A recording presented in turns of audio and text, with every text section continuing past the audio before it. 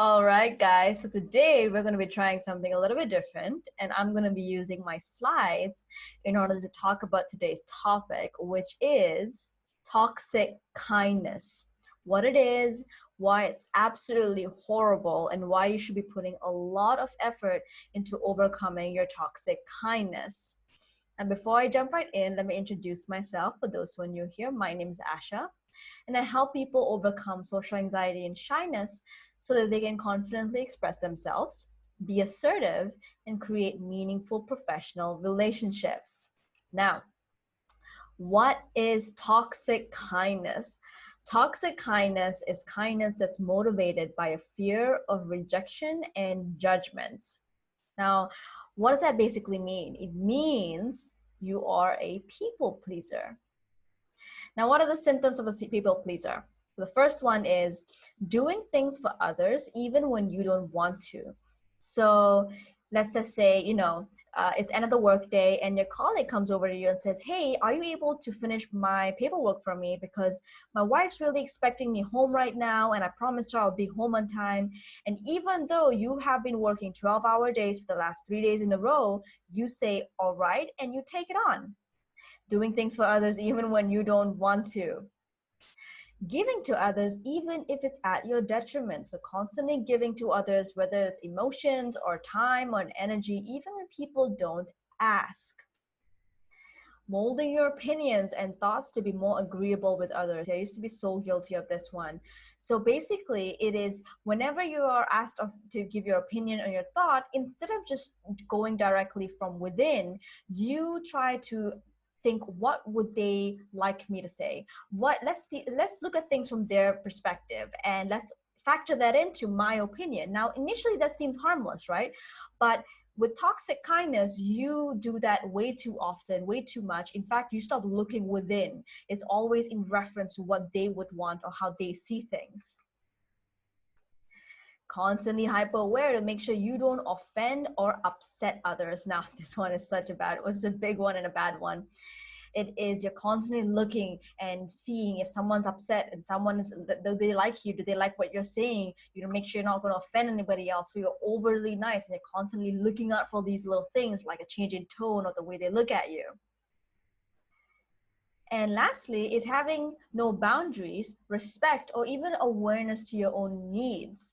So being like, I can just, whatever you need from me, I'm always there for you. I'm always there to help. Don't worry about it. There's no boundaries between you and me. And a lot of people take pride in this, but that's the problem. There should be no pride in that. You should have boundaries. You should have respect. But when you have toxic kindness, that is one of the key symptoms. And actually, we have one more, which is doing things out of self-imposed guilt. So I'm going to give you an example. So let's just say you got promoted at work. And now you feel bad. You feel so bad. You feel like you don't really deserve it compared to all of your other colleagues. And so now you start doing more for your colleagues because you feel bad for having that achievement of getting that promotion. So doing things out of self-imposed guilt. So what are the effects? What are the effects of toxic kindness? Now, what I'm going to start with is toxic kindness exists as what? Because you want to get affection from others, you want to be liked by others, you want to be accepted into your community. It's really focused on your relationship you have with others, and it's really focused on that community aspect, right? So what I'm going to talk about first is how toxic kindness affects your relationship with others. So the first one, let's start with you, okay? The first one is you never show up fully. Think about this. It's quite logical. If you are not giving your thoughts and opinions as they are, instead you're giving them according to what you think other people want, that means you're not actually sharing what you actually feel. If you are not saying, hey, I don't like this, or I do like this, let's say, if you're not saying things that you feel would upset other people, it means you're not sharing your genuine thoughts and opinions. So you're not ever showing up fully. So an example would be at work. If you are at work and you're having a meeting and your colleague or your boss says something and you really don't agree with that, you don't agree with that strategy, you think it's ineffective, but you're just going to go along with it because you want to make them feel good. You don't want to make them feel like, hey, what you did doesn't make any sense. So you keep quiet. But the truth is, you're not showing up fully as an employee or a colleague. You should be there to help and try to make the company better, but instead you're just like, I don't want to upset them, I don't want to say that they're wrong. Same thing in relationships. You end up hiding parts of yourself because you feel like it doesn't cater to the other person's needs. So you're not really showing up fully in your relationships.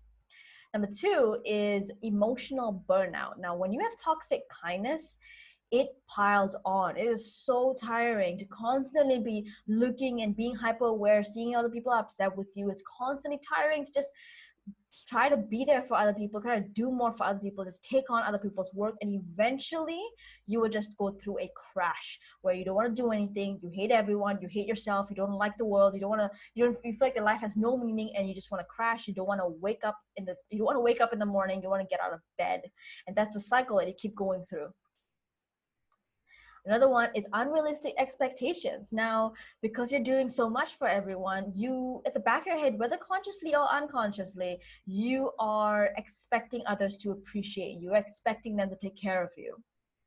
And lastly is resentment from feeling unappreciated.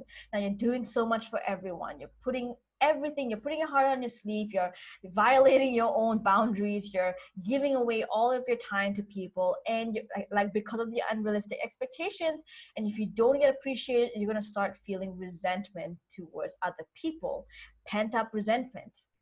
Now let's start on their side. On their side, basically, when you don't speak up, when you're uncomfortable with something, if you don't speak up that you want something, and if you don't speak up about anything, you're just basically saying, hey, the way you're treating me is okay. You're greenlighting all their behavior.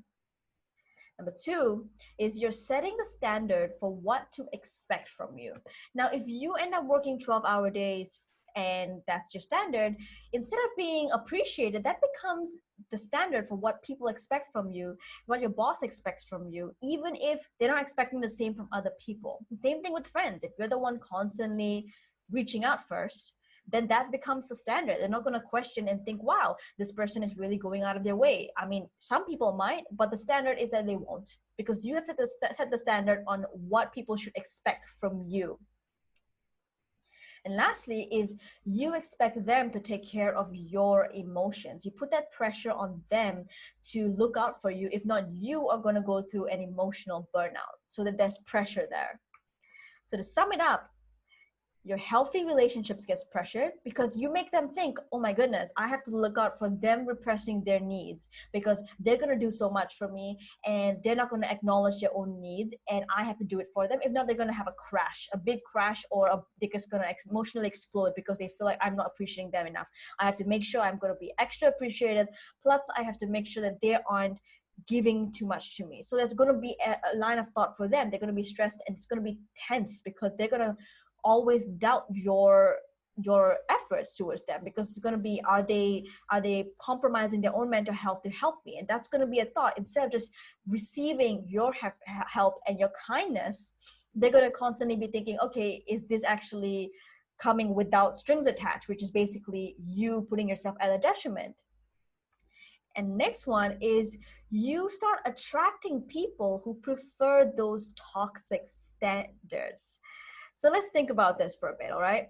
When you are constantly giving to others, you don't speak up, you mold your opinions to other people, you put the attention on everyone else so that they feel liked and loved, you are eventually bound to attract people who really like that attention. They aren't going to be like the first side where it's a healthy relationship where they notice that, hey, you're putting your mental health at risk here. No, they're not going to look out for that. They're going to be like, wow, I like how this person makes me feel. This person puts all the attention on me and I really enjoy that. So they're going to encourage your behavior. They're going to encourage your toxic kindness, and you're going to attract people like this. And some of you might already feel this thing here. Some of you might already feel like, yeah, I noticed my boss is like that, my colleague is like that, my ex-partner is like that where it's like they end up being so loving the attention and making me feel like I'm just not giving enough. And whenever I need to set some boundaries, it is looked down upon. So essentially, in a nutshell, you are sabotaging your relationships with your toxic kindness. Even though it seems like when you're so kind and you're giving and so loving, it seems like you're doing the right thing. It seems like that's what should create a healthy relationship. That's not true at all. You're actually sabotaging your relationships. You're preventing it from being sustainable and healthy, and you're attracting the wrong kind of crowd. Okay? I cannot emphasize this anymore. Like you can see, it's nothing about this is healthy. Nothing about this is good. I know it seems like being loving and being empathetic and really pouring it all out and constantly giving to others and making them feel comfortable without any boundaries seems like the right idea, seems like the right thing to do, but it is not. It is a catch-22. It is not like that at all. So let's talk about the effects on you. So the first thing is you're going to constantly feel unfulfilled because let's be real here. If you're not having boundaries, if you're not taking care of your mental health, if you're not showing up fully in any of your relationships, how are you going to feel fulfilled? You don't even know what you want. Everything becomes about the other person. So you're going to constantly feel unfulfilled. You're going to have a poor self-esteem. I mean, of course, because all of this is based off wanting other people to like you and feeling accepted, which means that you don't accept yourself. You don't feel like you just being you with all the boundaries and all the things that you need is something that is naturally liked. You have to work for it. You're going to feel dissatisfied in relationships because they're not showing up, and the other person is going to feel stressed, and you're going to attract the wrong kind of crowds. And lastly, you're going to be undermined at work. So you think that constantly giving and constantly being kind would mean that you would be able to be promoted easily and be respected easily. But unfortunately, that's not how it works. When you are a yes man, when you are constantly doing things for others and not putting in your thoughts and opinions that might go against others, you end up being looked at as a yes person, and a yes person would end up being undermined at work. Oh, this person is just, you end up blending in at the back. You don't have your own voice, and people don't want to look to you for advice. People don't look to you for anything but help. So basically, I'm saying a lot of things here, and I want to emphasize that toxic kindness is a broken system of living. I need you to get this inside out. It's a broken system of living. It's not a bad thing. It's not kind of, oh yeah, it's kind of inconvenient. No, no, no. It's a broken system of living. There's nothing good that comes out of this system. And the worst part of it all is that when you are living in a world where toxic kindness is the system that is within you, you start looking down on actions that are actually healthy for you. So, for example, saying no to someone when someone needs your time. So when you see other people saying, sorry, I won't be able to help you today, you actually, whether consciously or not, think that that person is not a good person because they say no to helping others. You start thinking that calling someone out for doing something wrong is just intentionally creating problems. You're like, you know what, why must you bring it up? Why must you bring it up? Do you just want to create issues? Do you like conflict? So you start looking at people who voice their concerns as people who are being problematic and disturbing the harmony, instead of people who are standing up for what they care about when they feel disrespected. You start looking down when other people ask for help or start delegating work. You don't look at delegating work as something that is necessary and not a bad thing. And you start looking down on people who ask for a lot of help. Unless it's from you, then you feel honored to be helping them. You look down on telling others that you are not comfortable with their behavior. You start looking at as also, why is this person being problematic? That's not a really good thing. If you really like someone, you'll make it work. That's the kind of mentality that you carry. So all of these things are actually very healthy. You need to be able to say no. You need to be able to tell someone when they're being disrespectful or doing something wrong. You need to be able to ask someone to help you or delegate work without feeling any guilt whatsoever. These are healthy things to do. There's nothing wrong with them. Of course, you need to balance it out, but these are things that you need to have and you need to be able to do. But when you have toxic kindness, you view these things as unhealthy. And when you see it happening, you actually view it as unhealthy. So once again, guys, it's a broken system of living. I cannot emphasize this more. It is not effective to any goal that you want. It is seriously a broken system of living. And how does it get formed? So I'm going to describe some common origins of why people develop toxic kindness. One of it is a lot of childhood neglect and abuse. So what ends up happening is that toxic kindness, constantly giving, minimizing yourself, allowing others to do whatever they want without saying anything, it becomes a defense mechanism to protect yourself and ease the other person. It really supports toxic people. It supports their behavior and it soothes them. So you end up developing toxic kindness as a way to protect yourself. Another one is absent parenting or bullying. Now, if your parents did not actively talk about how to go about developing a strong self-esteem, or if you go through bullying at school, you just naturally, some people end up falling into toxic kindness because it looks so good on the outside.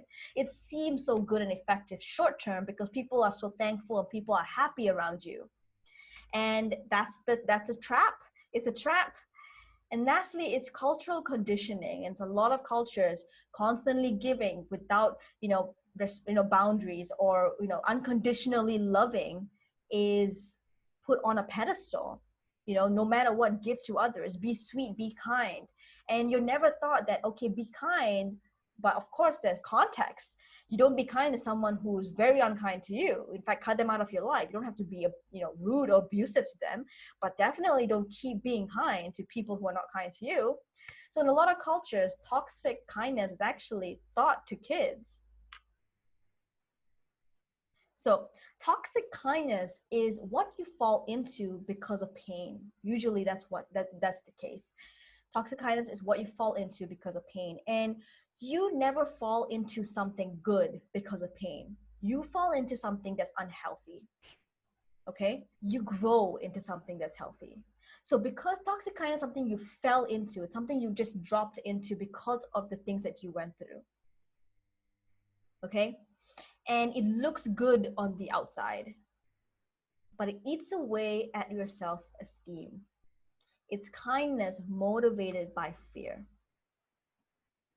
And I know a lot of you guys are going to be like, am kind. I am empathetic. I actually do care. It's not just I'm doing it so that I can be liked. I know you do care. I know you're actually empathetic. In fact, that's the issue. I know you are. It's not fake. Toxic kindness is not fake. Toxic kindness is where you are empathetic and you actually care, but you misuse your empathy and you misuse your care.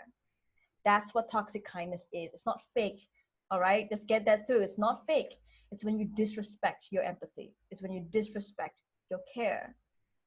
So what do you do about this? What do you seriously do about this? Now, it's not easy, of course. It's been conditioned in you since you were a kid, and it's not easy to get out of it, but it's 100% possible because I have been there. I know exactly what that is like. So what do you do about this? First of all, you have to internalize how broken the system is. I know I kept saying it's a broken system. It's a broken system. You have to internalize it because then you will get into this place of recognizing, oh my goodness, I really need to change this. Not, you know what, I notice I'm not looking out for myself. I probably should. No, it becomes, when you internalize how broken the system is, it becomes a priority.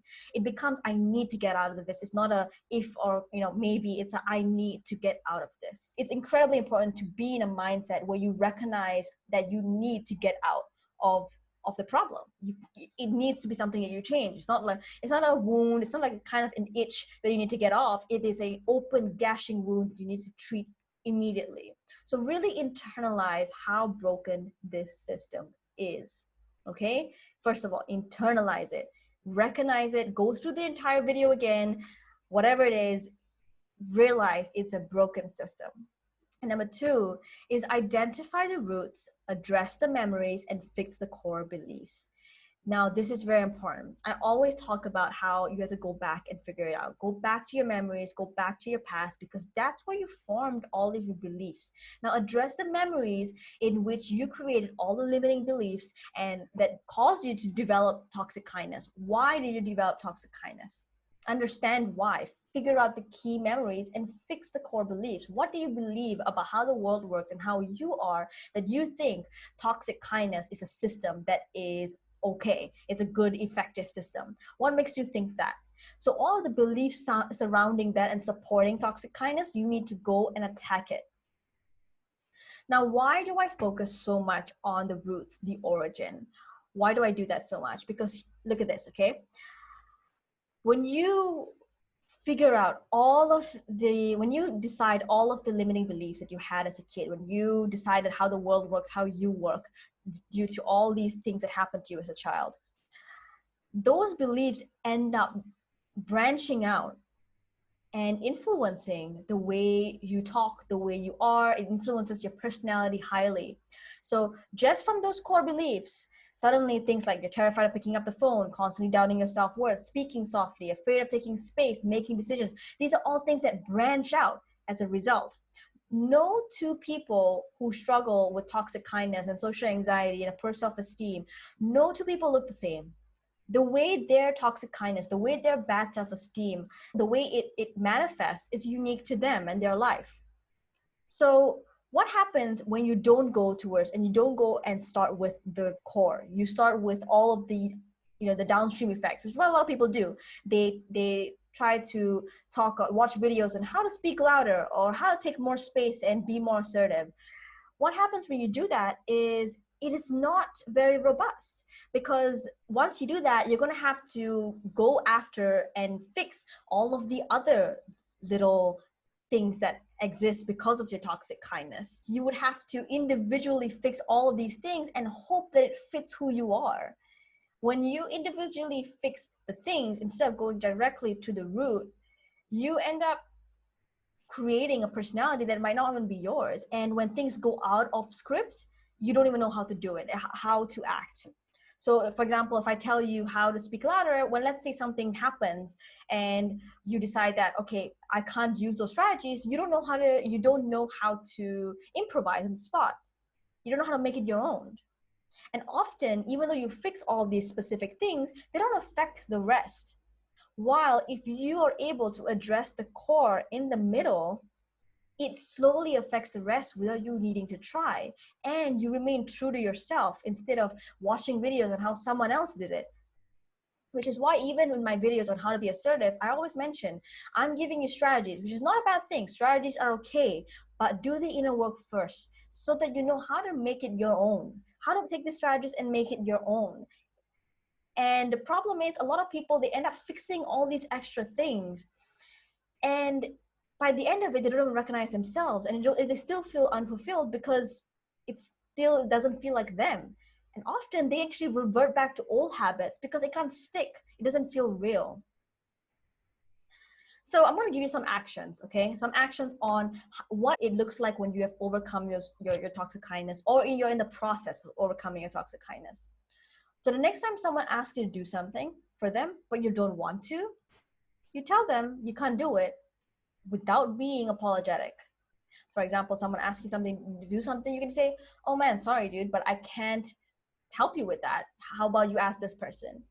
Oh, sorry, I won't be able to do that, but have you tried this? Or sorry, I won't be able to because I've got something I want to do at home. Whatever it is. And you're going to say, Asha, you said without being apologetic. Now, here's the thing. Saying sorry in that manner is not apologetic. See the tone in which I said it. It is the same way you tell someone sorry because they're going through something hard. It is not I am sorry. It is sorry. It's, unfortunate situation for you, but I'm not able to do that. So that's the thing. When you watch a video, for example, you would hear them say, okay, tell them you can't do something without being apologetic. So you think, okay, I can't say sorry. I can't use those words because that equals sorry. But when you fix the roots, you would see that and understand what that means. You understand that it's not about the actual word that's sorry. It's that what energy are you putting out? Are you feeling sad that you can't help? Like, oh, I'm really sorry, or I really can't, I really want to, but you're giving that energy? Or are you saying, oh, wow, sorry, I won't be able to do that, but you can try this. So see how different that is. Let's move to the next one. Next time there's a meeting at work. speak up and share your thoughts when you disagree with something, an idea, or think something that can be done better. And here's the thing, when you have toxic kindness, you think telling your boss or telling your colleague that, hey, that's not the best strategy, or I don't agree with that idea, or how you formed that idea. You think when you have toxic kindness, you think doing that is being disruptive. You think doing that is invalidating their experience and making them feel bad.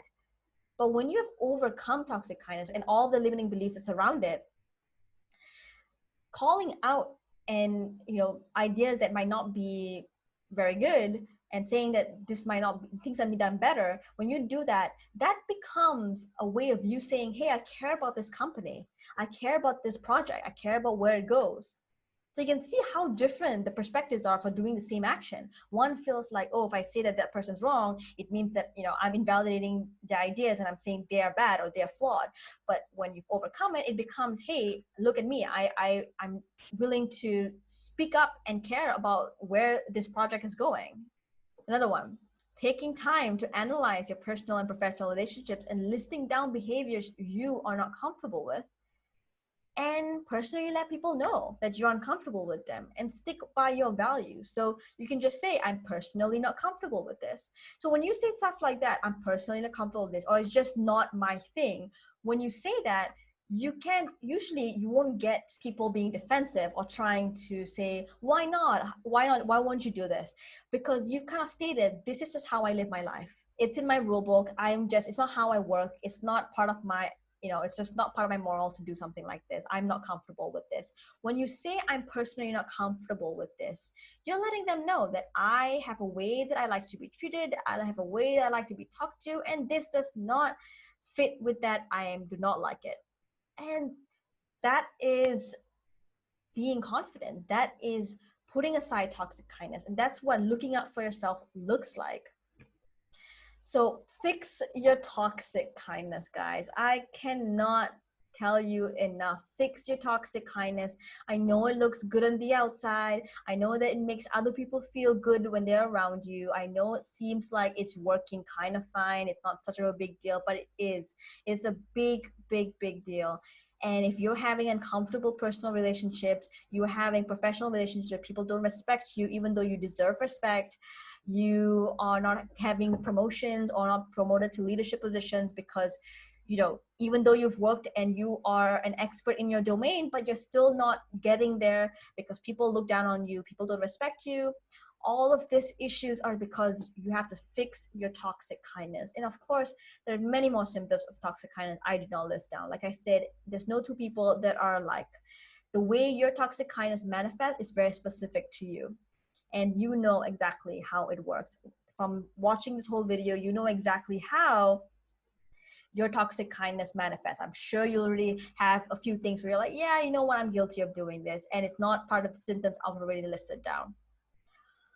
All right, guys, this has been a big video. I hope you guys enjoyed it. I hope you found it very useful and very helpful, and I hope you really start beginning your journey to overcome your toxic kindness as soon as possible. And as per usual, for any one of you guys who'd like to overcome your toxic kindness, overcome your social anxiety, and start living confidently, expressing yourself confidently, being assertive, and being able to take space and be yourself, feel free to book a strategy call with me. I'll leave the link below. I hope you enjoyed the video. I'll talk to you guys soon.